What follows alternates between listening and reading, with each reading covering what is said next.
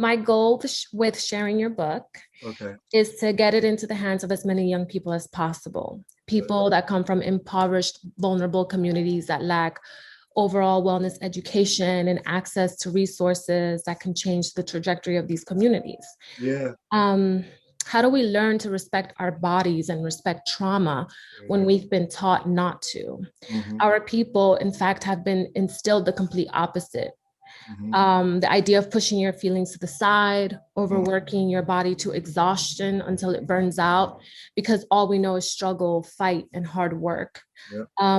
I know that white fragility and how the Black body has been deemed as much stronger and Hmm. resilient play a Hmm. significant role in this Yeah. culture. Yeah. And in turn, it has made us override our body's inherent intelligence and neglect what we really need. Hmm. And now, fast forward centuries later, which you discuss in your book so amazingly, Thank you, sis. um, after our bodies have suffered the ramifications of unchecked, unidentified traumas, we now have traumatized Black bodies trying to coexist with traumatized white bodies Hmm. in a world ruled by white supremacy. Hmm. So, my first question for you is, why can't we no longer try to conquer the racial divide issue cognitively and Hmm. instead need to turn inward into our bodies? Well, sis, one of the things that happens is that in this whole structure, we have relegated cognition as the ultimate, um, like the ultimate right thing to do, right? If you can think about something and you think about it long enough, then you'll think your way to a solution. And part of that has to do with what the how the individual is valued in this structure. And so when we are trying to heal, there are things both within our community and outside of our community that push us to try and think our way through it, that push us to try and be cognitive about it. It's rare that we push ourselves with the other six intelligences, and that is, what is the vibe that I'm picking up on? What is the information between me and another human being, or between me and my environment, that I'm picking up on that's wordless? What are the images and the thoughts that might be information for me? What is the meaning making that I put the meaning making that I develop by either having interactions or the absence of interactions, or the meaning because of things that have happened to me or happened to people that I come from? What is the behavior and urges? What are the pieces of my body that I want to lean into that may be protective, that I consistently override? What are the affect and feelings that are associated with that? And then what is the sensation? And many times when those types of things, especially in Black bodies and indigenous bodies, when those types of things start to churn, the first thing that we want to do is stop it and override it, because we've been taught that those things are really unnecessary, and they are extremely necessary in terms of our healing. So one of the things that I tell people is that sometimes what we have to begin to do, both individually and communally, is to develop a sense of what's the word, a sense of um, resource and resonance that will allow us to move through these things that constrict us, right? But if we keep overriding, what will happen is that we will get to a place to where that overriding becomes a grinding. It is why the overriding does not come without cost. It produces higher levels of cortisol in the body. It produces higher levels of adrenaline in the body. It produces higher levels of norepinephrine in the body. And so what ends up happening is this sense of override and grinding and moving through it, almost we experience it as the right thing or comfortable, but it's grinding us in the background. Hmm. I know I just went off a few minutes, Oh, great. but it's important because I want people to understand the context of it. Otherwise, they'll just do the cognitive pieces. They'll go, oh, okay, that's it, right? But they won't let it drop in the body. Mm-hmm. And it's kind of like how people are like, I had a feeling about this. That's it. I had a feeling about that. Yeah.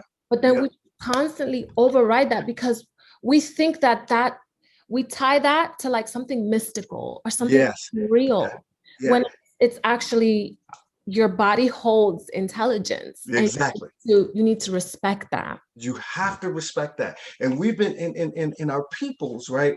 Our peoples in the islands, and our peoples in Puerto Rico, and our peoples all over the diaspora. What has happened, and here, what has happened is those creation, those ways of being that are literally tied to creation itself.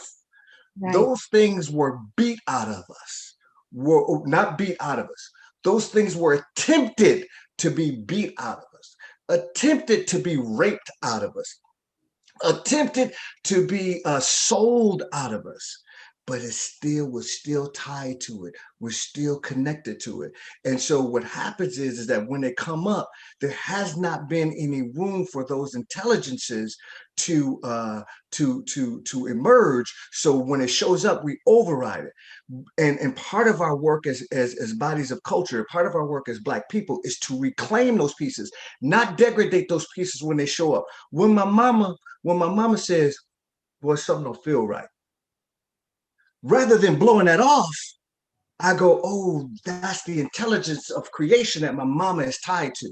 When creation decided it was going there was going to be a representation of humanness on this earth, it decided that that first representation of humanness on this earth would be a Black woman first. I'm not talking about ethnicity. I'm not talking about culture. I'm not talking about national origin. I'm talking about that skin that was the first that came from creation was connected to the primordial Blackness that is the potential of all things. That was represented in the first Black woman on this earth. That is what we're tied to. That's why Black women, in my estimation, pick up on things that many of us blow off. That's why Black women can vibe into things that many of us say, oh, that ain't nothing, until we done got busted upside the head with something, right? We Yeah. said, you overreact and you ain't this. But really, it's that intelligence that has to be cultivated and honed. Cultivated and honed. Absolutely. Um, and now, which leads me to my next question. Let's talk a little bit about the importance of experiencing clean pain, how to soothe our bodies while we go through those uncomfortable feelings, and how, self-care for us is like a luxury. Mm-hmm. But we need to, self-care is vital to our existence. Yeah. So, So what I would say is that it's two pieces. There is the self-care pieces, but when stuff gets to be too much, and we have this kind of geopathic stress, meaning that this world stress that's going on, our self-care practices don't seem to keep up with that amount of, right? If you notice, since George Floyd died, since Sister Breonna got murdered, since all of these things, and even now that the Chauvin trial is starting, we're noticing that the things that we used to do that used to give us reprieve in terms of our individual self-care don't quite do it anymore. Right. yeah. And that's a testimony to the kind of geopathic stress. So the one thing I've been telling people, there is self-care, right? Like taking care of yourself, naps, walking, doing all of those pieces. But then there's communal care, because what is happening to us is not just individual, it is communal. What has happened to Black bodies did not happen to just individual Black bodies. It happened to communities of Black bodies. So we must develop approaches and ways to manage and hold that communal trauma, difficulty, and stress with each other, right? And so for me, really, self-care and communal care, you have to have both. If you don't have both, what happens is the self-care pieces become brittle. They don't have the amount of tempering that they need, because what's going on inside of us is not individual, right? It's well, not just individual, it is individual and communal. What my mamas dealt with and never got reprieve from affected her children, her children, her children.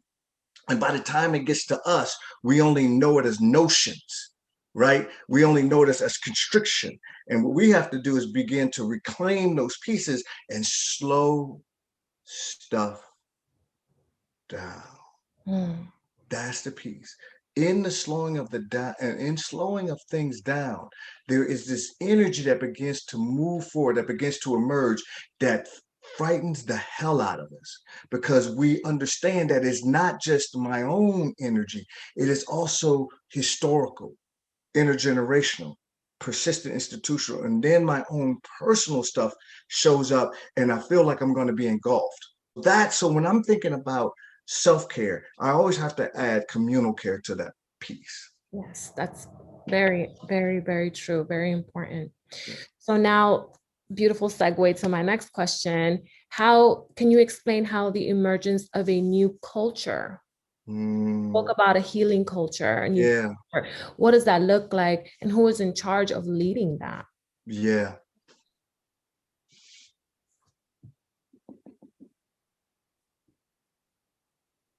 So so you remember when I said earlier about um the black woman being the first representation of humanness on this planet, and all human beings have the mitochondrion of that black woman. We all come right.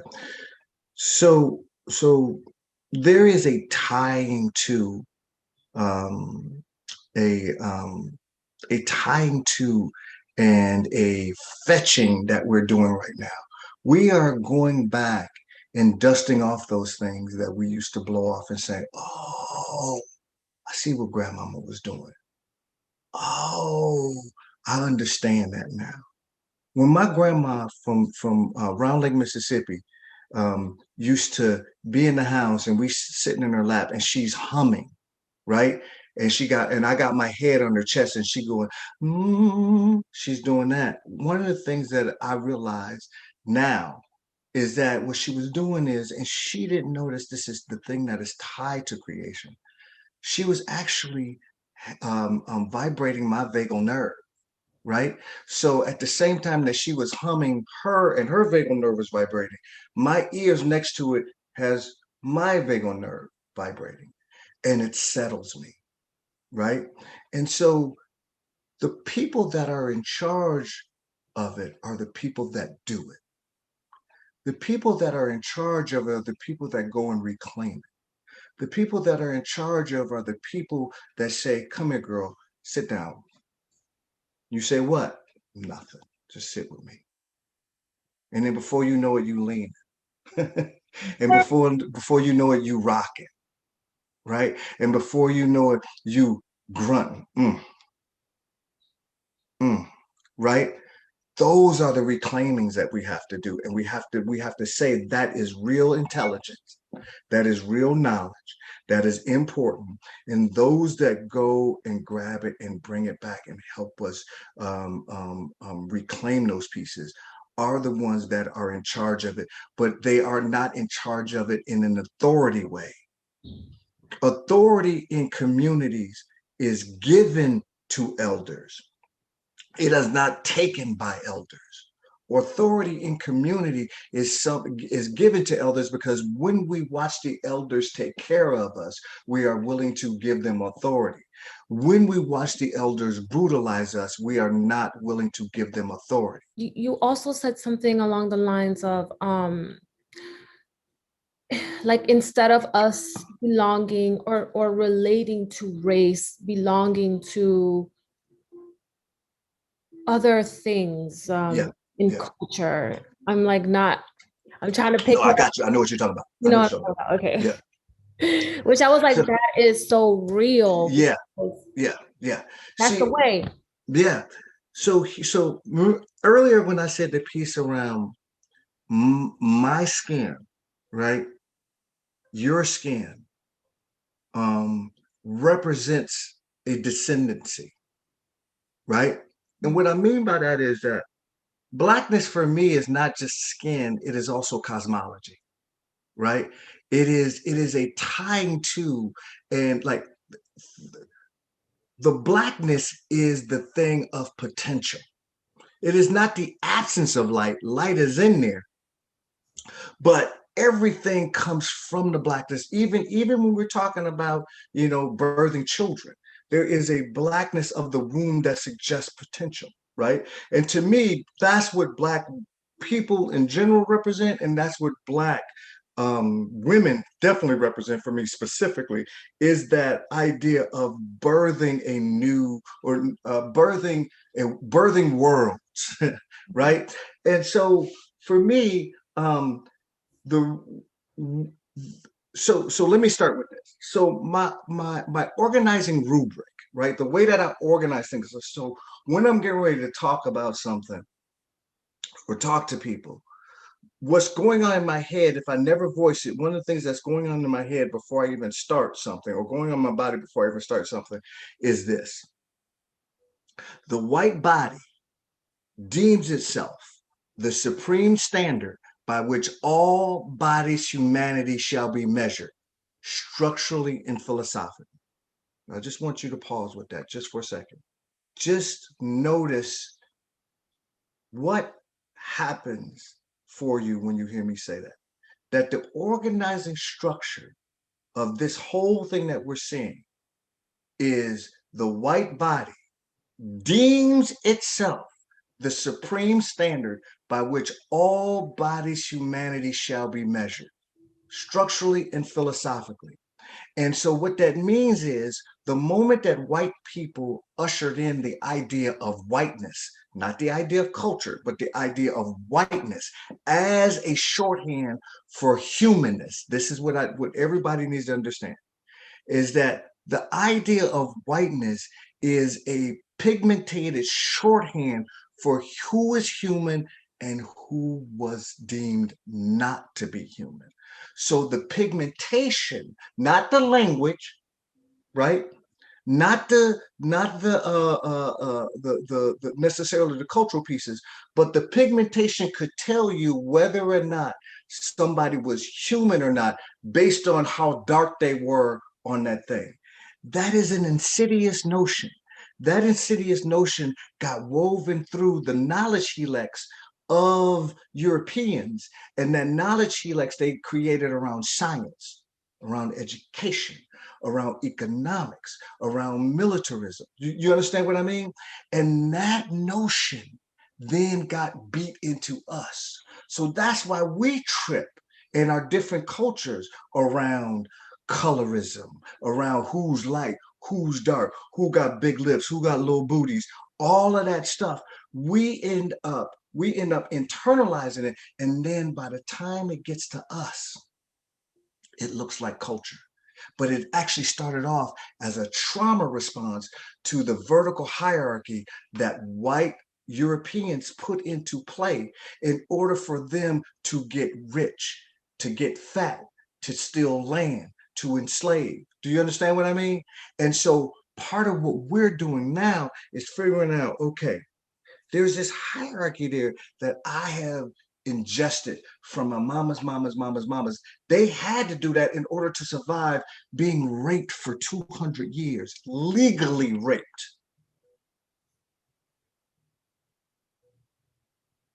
I come from a people, you come from a people who had the experience of being legally raped for 200 years. But yet, when a black woman shows up in the hospital complaining of vaginal fibroids, or can or dying during childbirth, or having all of these other weathering effects from them, we never want to talk about the impact of enslavement on those bodies and what got retained. So for me, the race question in this country is at its root a species question. Is Sister Dahlia a monkey or not? Anti-Blackness is woven through every institution, every interaction. And so for me, the reclaiming of ourselves is not just about the kind of racialized notions that white folks said. It is a reclaiming of those things that were attempted to be stripped from me, right? And that when I look at Sister Dahlia, I see a black sister, or I see a sister to me, and there is something that something that I'm responsible for to her, right? Something that she was, not because she's my blood, necessarily came from, right? But because I know that some of her history has been impacted by that thing that I just said, right? And so I don't want to instill and cultivate more pain in her or in me. I want to instill more resource in her and in me. And I want her to do the same. But it's going to take us cultivating these pieces in ourselves first, so there's room to actually do it. So we don't genuflect back to those pieces that keep us constricted. Does that I go off, sis. So if I'm not making sense, you gotta let me know. No, you make a lot of sense. Okay. I felt that Okay. in my body. Yeah. Yeah, Yeah. Yeah. like Can I hearing. do something with you right quick? Can I do something? Yeah, yeah. So do that again. Do that again. Now just slow it down a minute. Like, just slow it down. I'm not asking you what you think.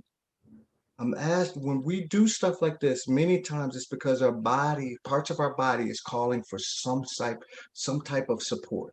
And we naturally go to those places, but we don't slow it down enough to notice that there's actually a resource that we've just done, right?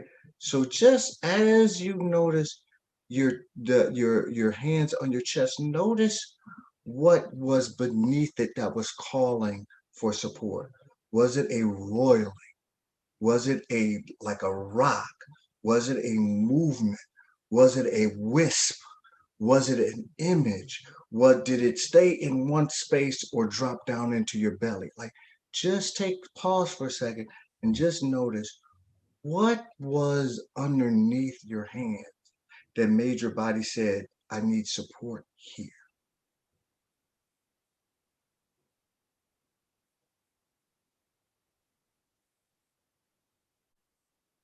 What did you notice? I noticed a movement in my Yeah. body. Pause. Was the movement up and down, left to right, right to left, spirally? What was the movement? It was up and down Up and down. through my And chest, was, stomach. pause, was it fast? Was it slow? What was the speed of the movement? It was fast. Fast. And did it stay just in your chest area, or did it go up into your throat or down into your towards your belly It went down towards my belly and up and down. and up and down? And as I'm asking you that now, what do you notice about the speed of that up and down? It has slowed down. Yeah, and notice your voice. Which, slow down. Right, there's an opening there. Right, Mhm. and just notice it.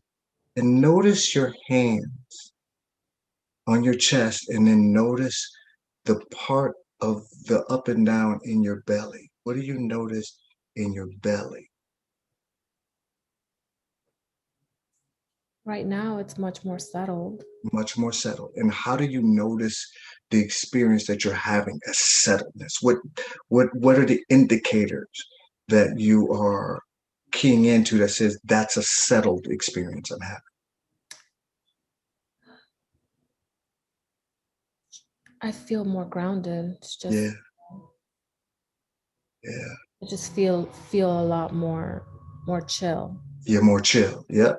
So notice that chill and notice if that chill is expanding or staying in one place. Notice the chill.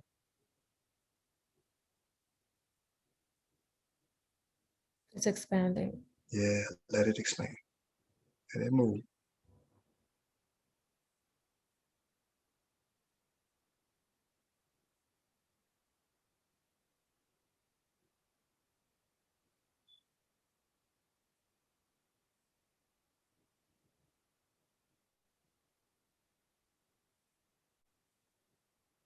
More room in your chest. Good. Yes.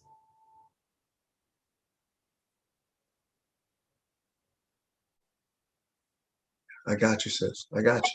I got you. I got you. I got you. You ain't doing this by yourself. I got Thank you. you. Yeah.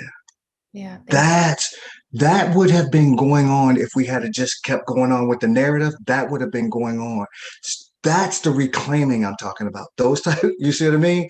Those pieces. Now imagine that there was actually reverence culturally built around those pieces, right?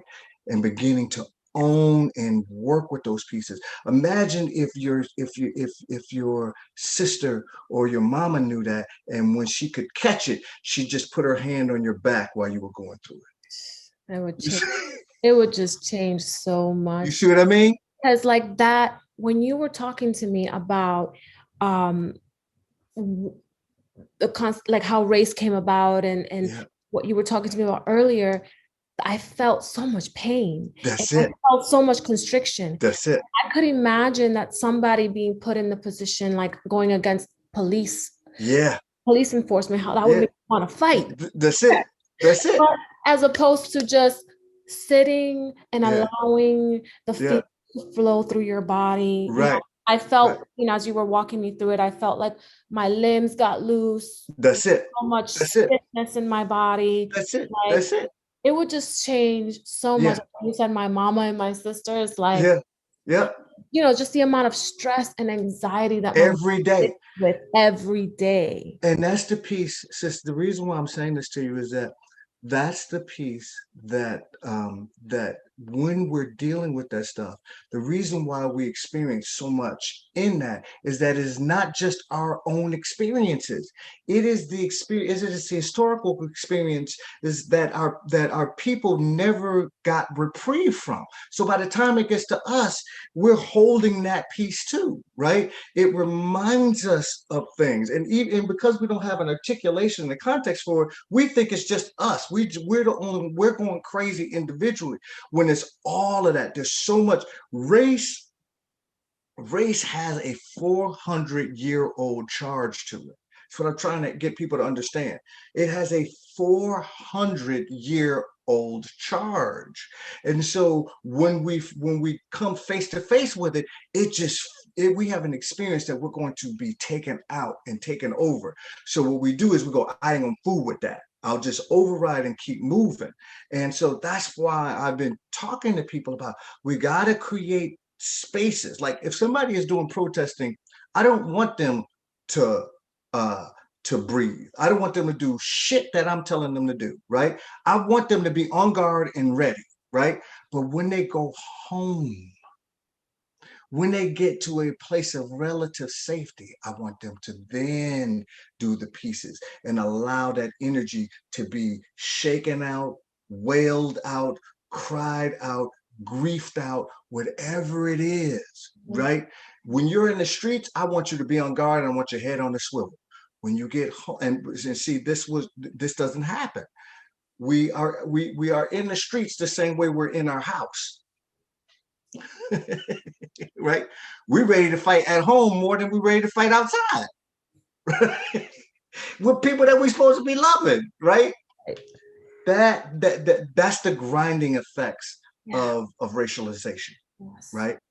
Yeah. And that will change even just when you said people protesting, going home and doing this work, it'll even change the work that you're doing outside. Absolutely. It'll change the intention, The whole texture. the whole texture of it. Yes, Mhm. That's yes. it.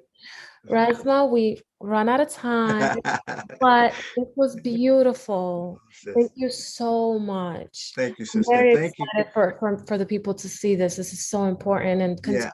to continue doing this work. Like, I will. I mm, will. I will, sis. I appreciate you. One of the reasons why I wanted to get on with you is that I really want young people to hear this and know this.